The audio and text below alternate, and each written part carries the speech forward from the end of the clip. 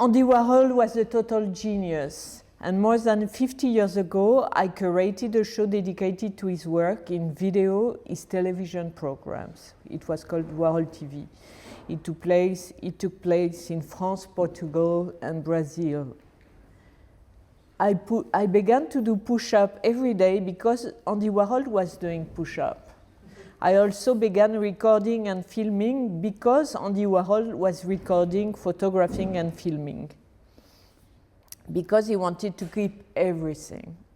In the same spirit of mind, 10 years ago, when I began my Judith Benhamou reports, I decided to record and film my interviews.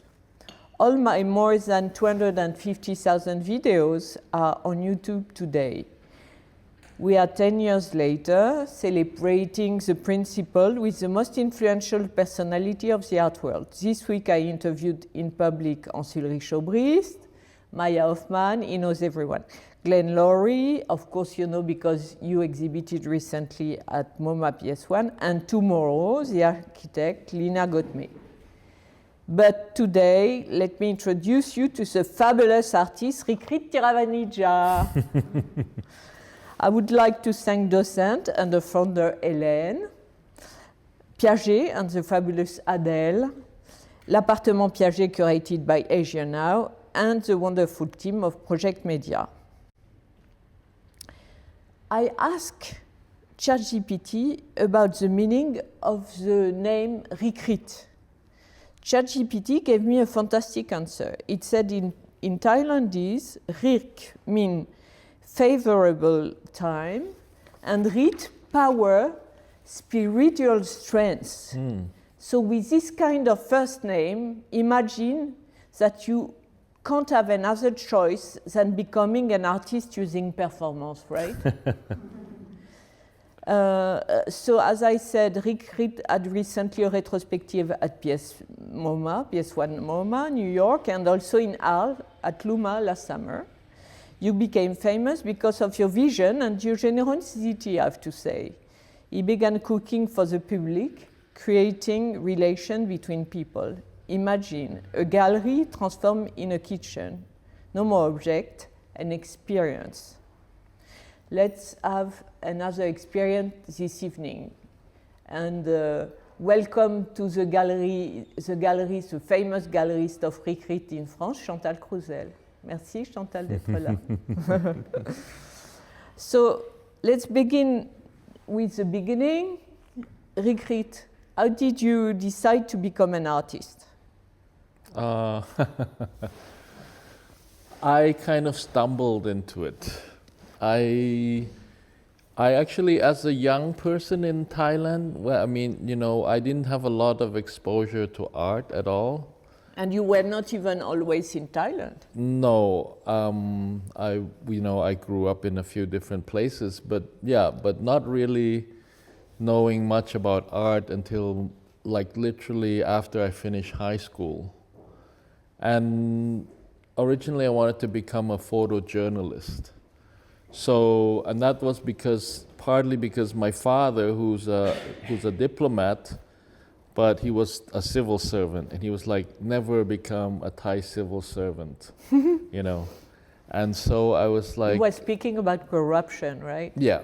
You said every day when he was driving you to school. Yeah, I remember that. I was with you. Every day, you know, on the drive from home to school, which took forever, you know, he would just talk about all the problems he has at work and, you know, how, you know, there's no...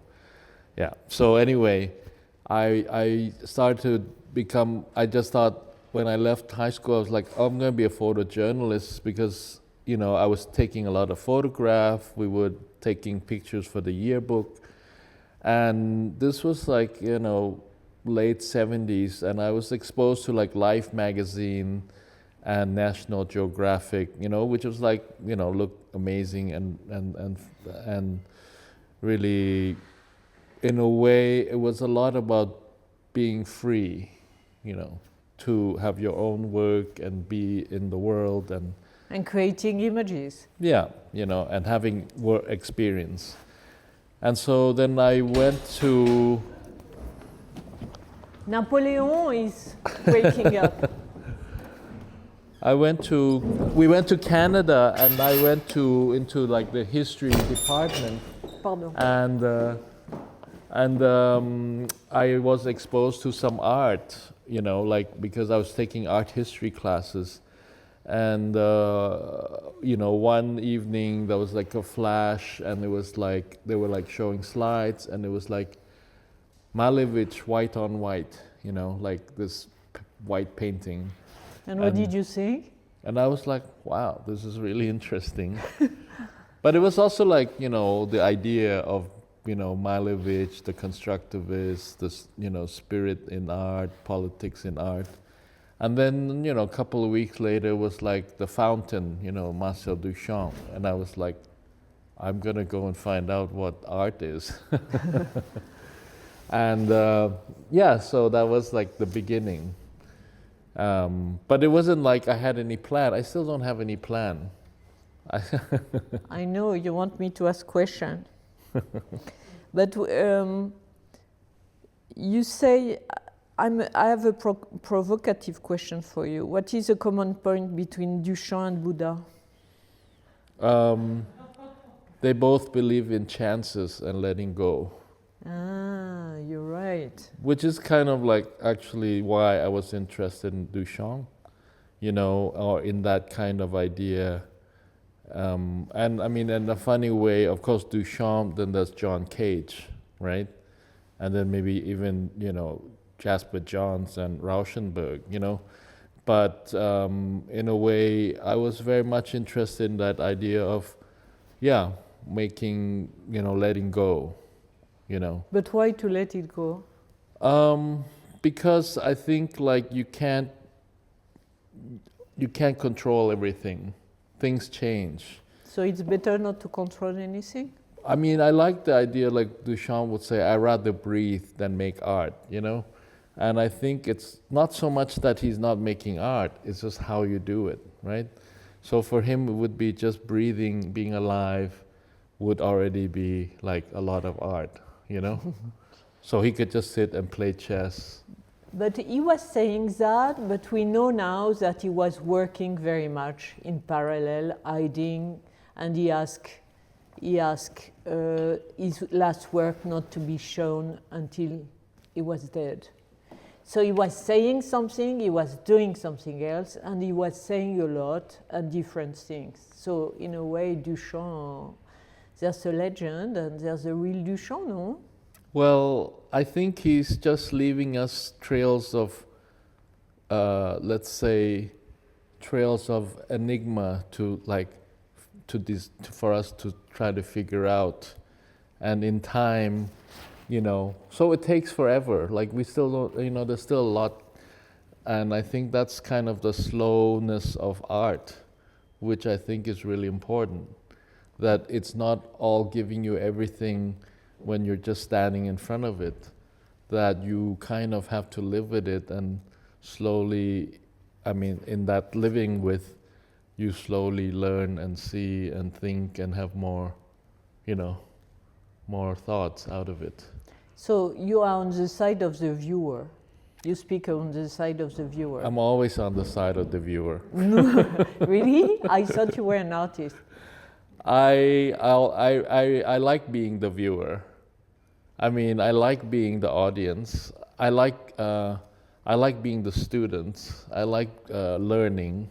So, for example, you are a teacher at Columbia University. And I'm a student in the class, yes. What do you do? Can you explain? I do nothing. I'm teaching them how to do nothing.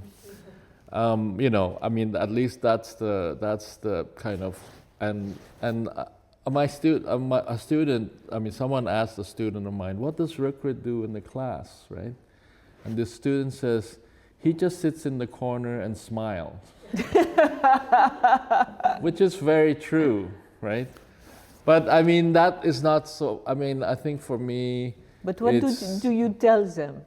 I tell them to be themselves. I tell them to, you know, think, you know, in a bigger picture. I tell them to spend more time in the world. I tell them to not brush to,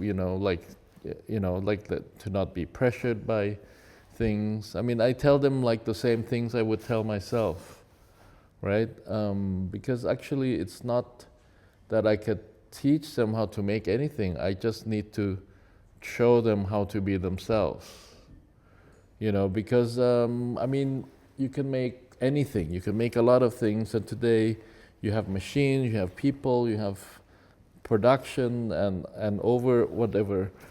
But it's much harder to like make something that is yours, or to make something that is that is deeply, let's say, I don't want to, it's kind of, like that is sincerely yours, Yes. And I don't know what that sincerity is, but at least that one understands oneself enough to say, I'm doing this because I need to do it.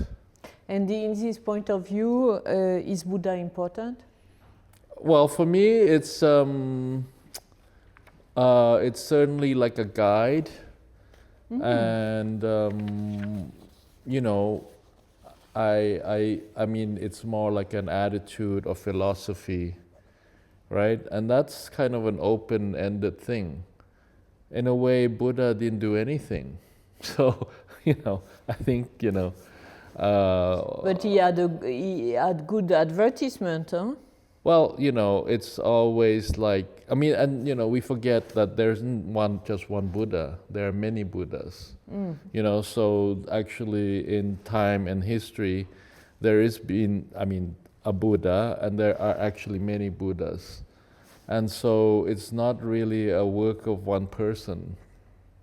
And actually it's I would say, and the person themselves don't want to be the focus of everything, So it means when you wake up in the morning, what do you think? What do you want to do?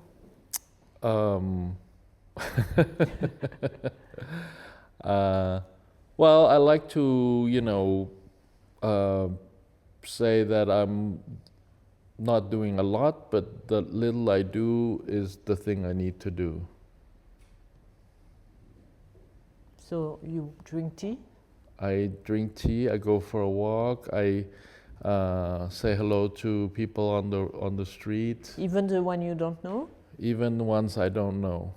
No, that's nice. I mean, it's funny, I was just telling this to someone yesterday.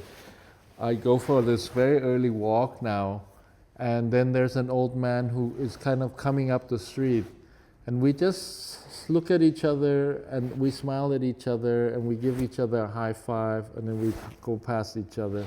And I don't know him and he doesn't know me, but we do this every day. Really? Yeah. In what neighborhood? We need to go there. East Village. But I think it's kind of like, I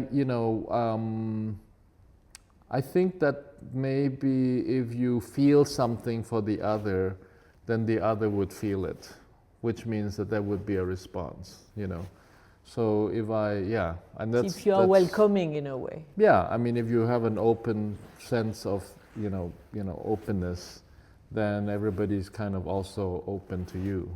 And in fact, for Duchamp, I think he was like that because he was really welcoming the young artist.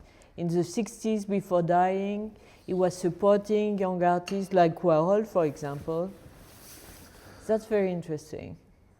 Yeah, I mean, again, like I think he was just, I don't know, I'm speculating, but he was just being a model for a way, right? A model for possibility to be an artist, to think like an artist, to make art, And he was so different from all what we know. We knew in that period. Well, that I don't know, but yeah. It looks like. Yeah. But in a way, on the Western point of view, one could say he was lazy. Well, if you just went to a hardware store and you buy a shovel, and put it in a show, of course that would be kind of, not doing very much. No, but you know what he did? For Boîte en Valise, for example, he created a suitcase inside what he created his mini museum repeating the same piece. You don't do that. Well, you don't know yet. Okay. But I think, like, you know, that is kind of like, you know, and I think, of course, he's doing it because he's trying to leave, like, again, like a kind of crumb for you to, like, understand, you know. Or himself is trying to, like, understand what it is, right?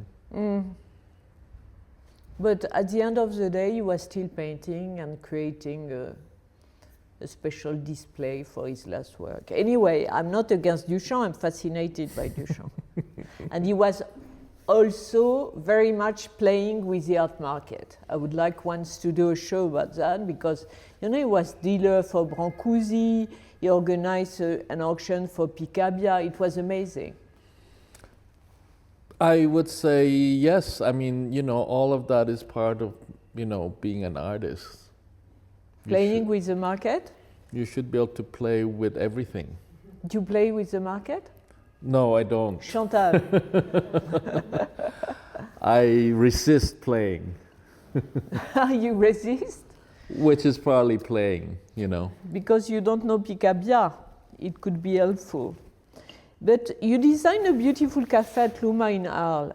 And I remember I interviewed you and you didn't call it a cafe, you called it a situation. What is a situation? A situation is where a space where we're all going to be in and do things in. And what's your aim creating a situation cafe? Well, I mean, you know, for me, it's hard to define it in that kind of reductive way. Okay, open the way. Yeah, so I would like to keep it open. So I use words to keep it open. And, you know, when I say cafe, it's already closed, right?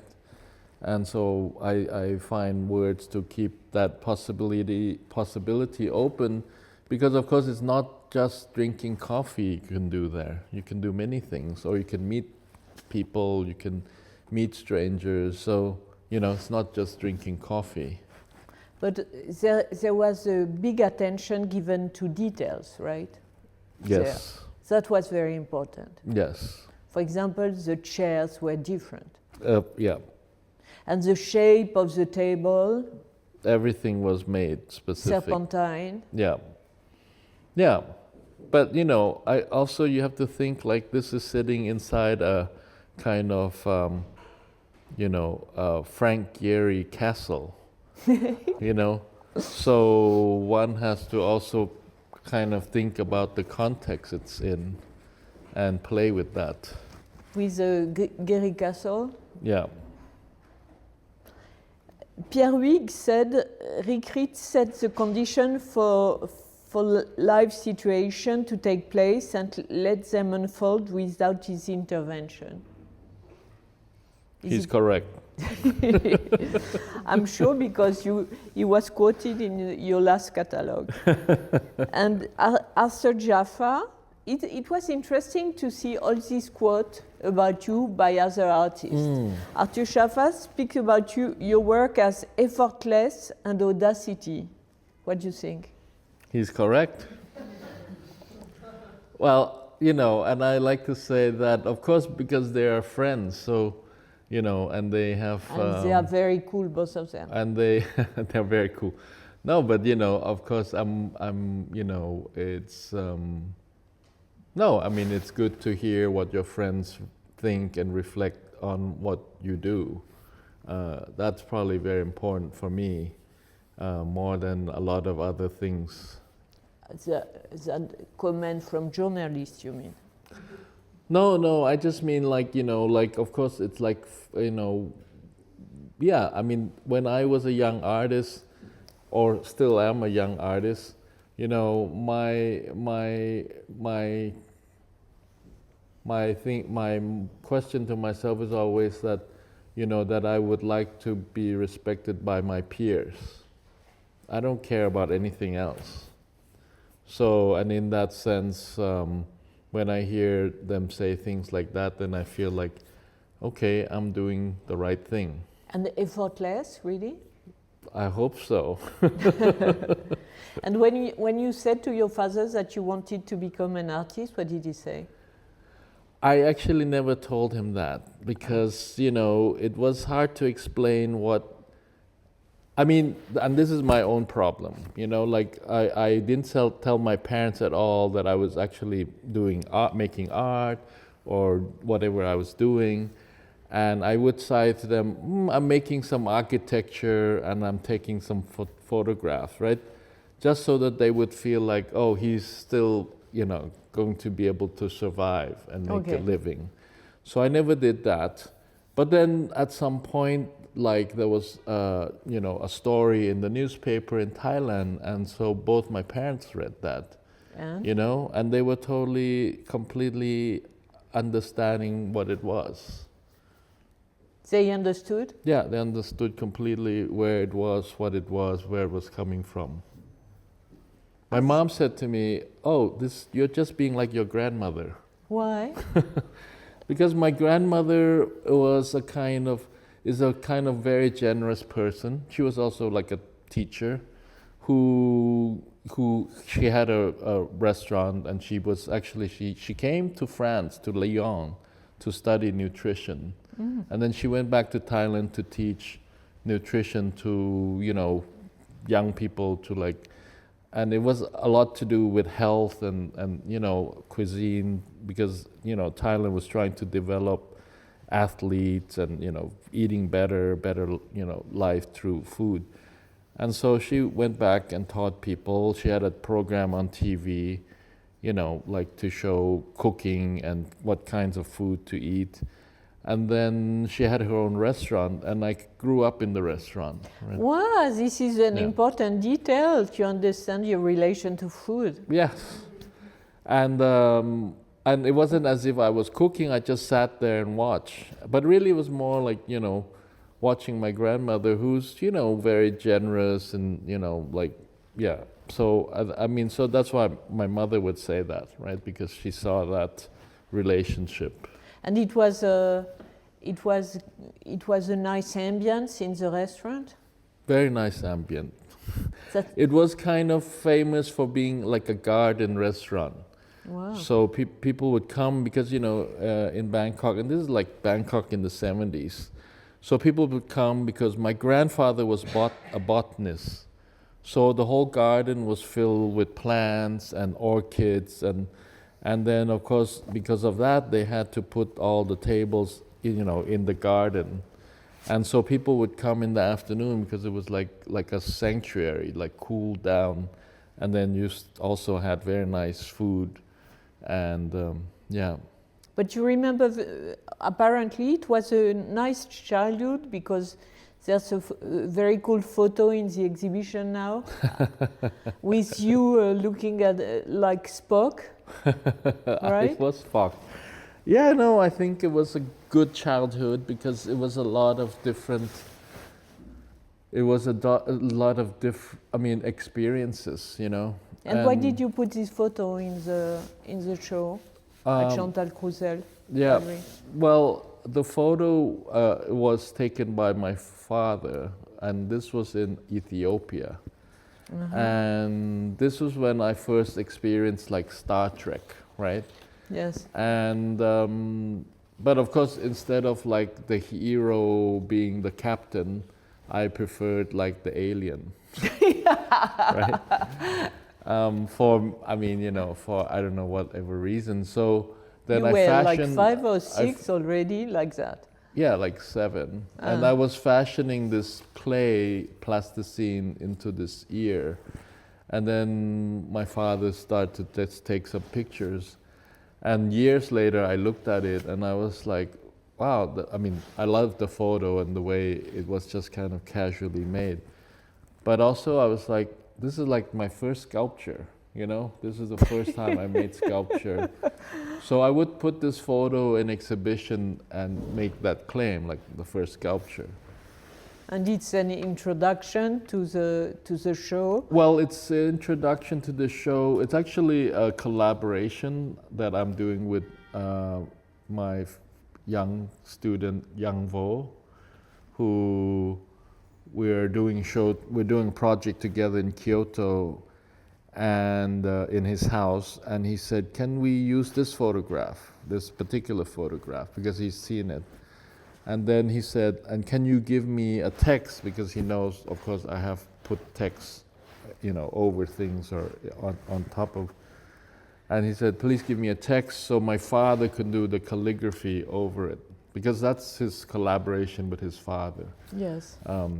So it's a kind of like, I think in Young's mind, is like some kind of cheeky father-son thing, right? And so I had to think about like what the text would be. And, I have to say, I mean, one of the introduction to the exhibition that is now at Chantal, I would say it's a thought process. I didn't work every day for like the last year when I knew there was a show, and then I came up with that idea. I literally maybe did it in the last month, right? And in the last month I came up with this idea of which is the title is "In Aliens We Trust." Yes. Right? And "In Aliens We Trust" is a kind of reflection on the situation with what's going on in the US now, because I also live in New York, and there's all this trouble going on around, and on the one hand, there's a kind of this movement of like Christian nationalism, right? And of course, like on the dollar bill, it's like prominently says, "In God we trust." And in this idea, it's being used against, the other in a way, And so I'm kind of turning it, around. So, in aliens we trust? Well, I think in otherness we trust. In difference we trust. Yeah. When I interviewed you like 5 years ago, you said about US that they were living terrible times there. It was visionary. It's the what? Sorry, say that again. You said about USA that we were living terrible times there. It was visionary 5 years ago. Yes. Imagine now. Well, yeah. Do you read the news still a lot? I do. The two sides? Yeah. You I said to me the two sides. Yes. Fox News. I do, yes. It's very hard, but I do. Why do you read the two sides? Because you want to hear what everybody is saying and thinking, and whether, you want to know always what the other's thinking.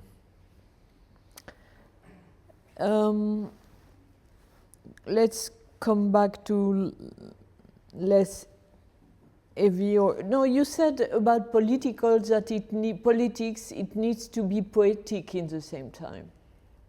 Yes. How to manage that? Well, and I'm saying that in relationship to, in a way, being in a situation where authority or institutions start to impose their bureaucracy on you. And I'm saying this like even just at the level of like school teaching, when the university is kind of starting to say to artists, like, you can't put that thing on the floor, in the exhibition space.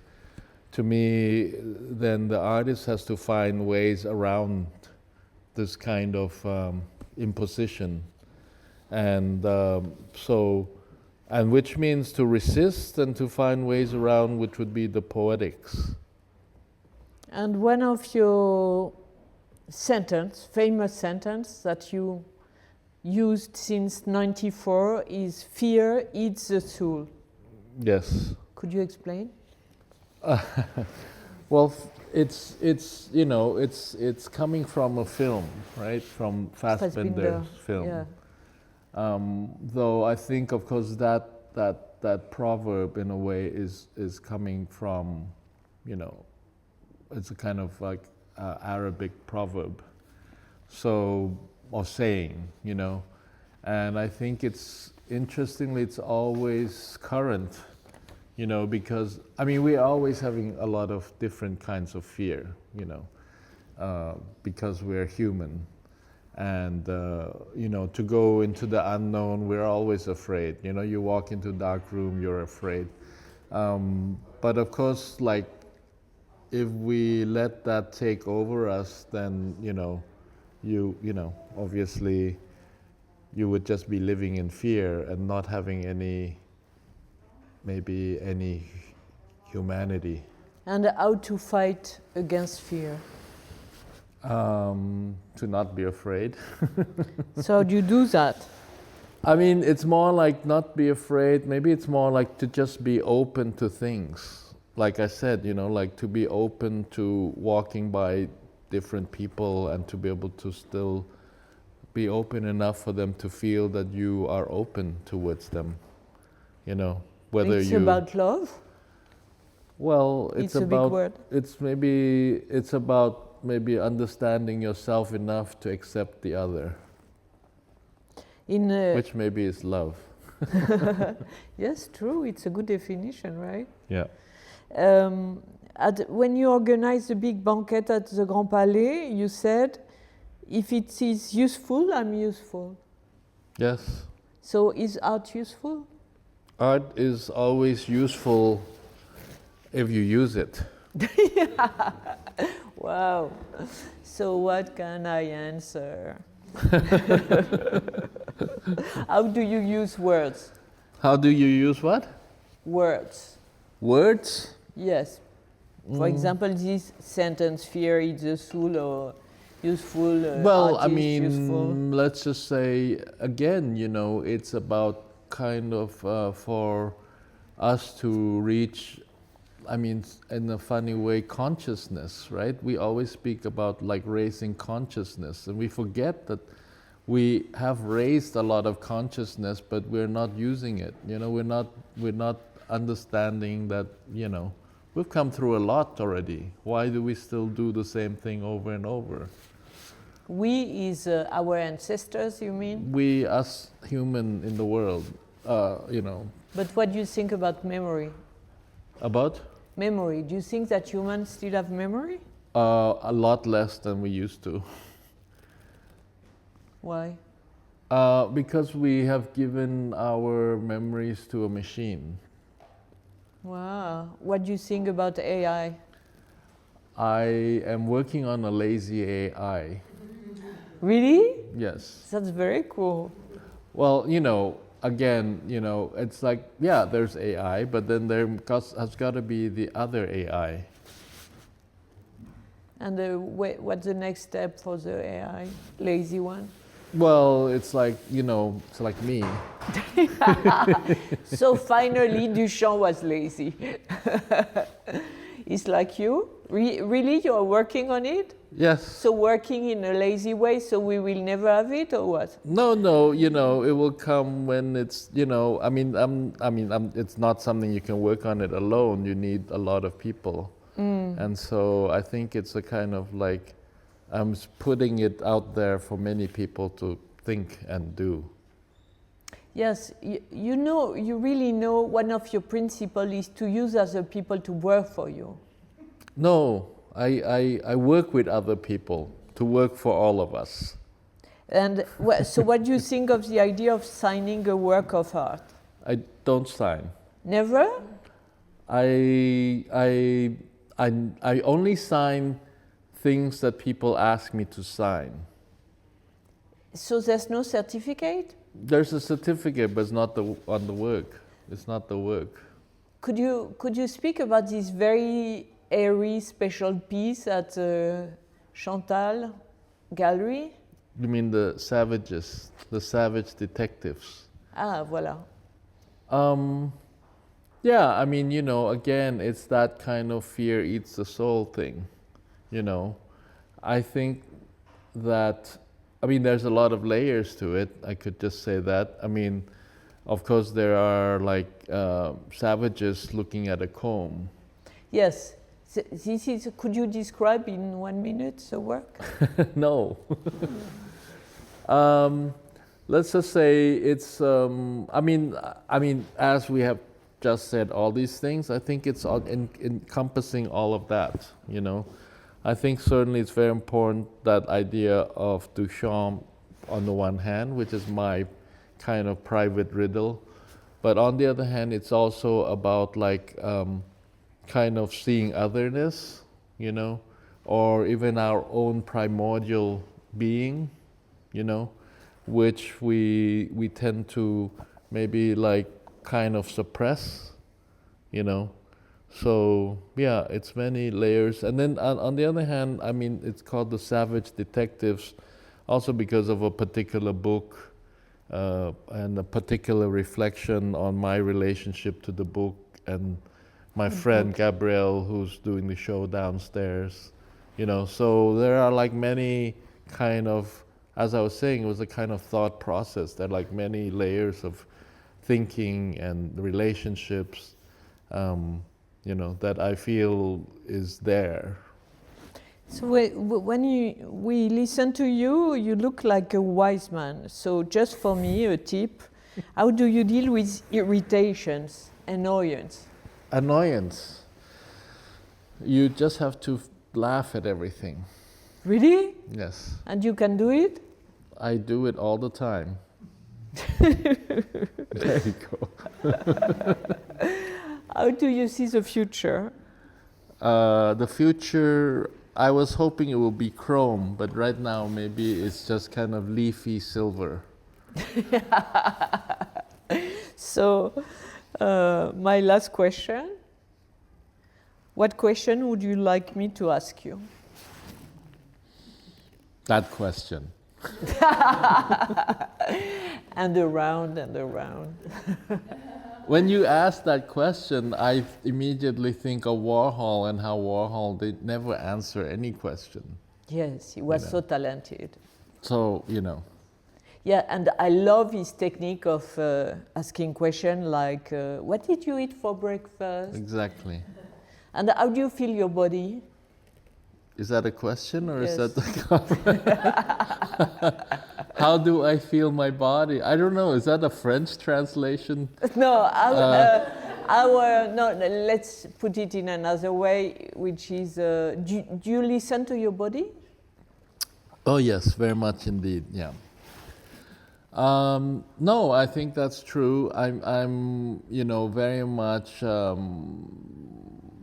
let's just say, very much self-healing, right? So, you know, like I'm in pain right now. I have a back pain, but you know, I hope you didn't notice that, right? But so, you know, I'm breathing and meditating, or you know, yeah. Bon, alors, we need to stop for you to... We need to stop for me to like stretch. Yeah, exactly. I noticed it before. Merci beaucoup, Rirkrit. Thank you. You are Thank wonderful. You are beautiful. Merci à tous. I think we are on time to go to L'Amour. Well, yes. I have to go to a concert on the way. On the way? Yeah. What concert? There's a Steve Reich concert at the Bourse. Ah, Bourse de Commerce. Yeah. So it's like the minimalism. So there will be a minimal music. So, and Chantal would love to see that. So I'm very happy to go with Chantal. And so at what time shall you be at Hotel Amour? I will be there definitely 7:30. Okay, if we want to keep on the discussion with you. Yes, I have a table for 8 people, so I think anyone shows up. I'm sure I could fit more. Merci beaucoup, Rirkrit. You are great. Thank you. You are fantastic. Merci. Super. Good. Ouais.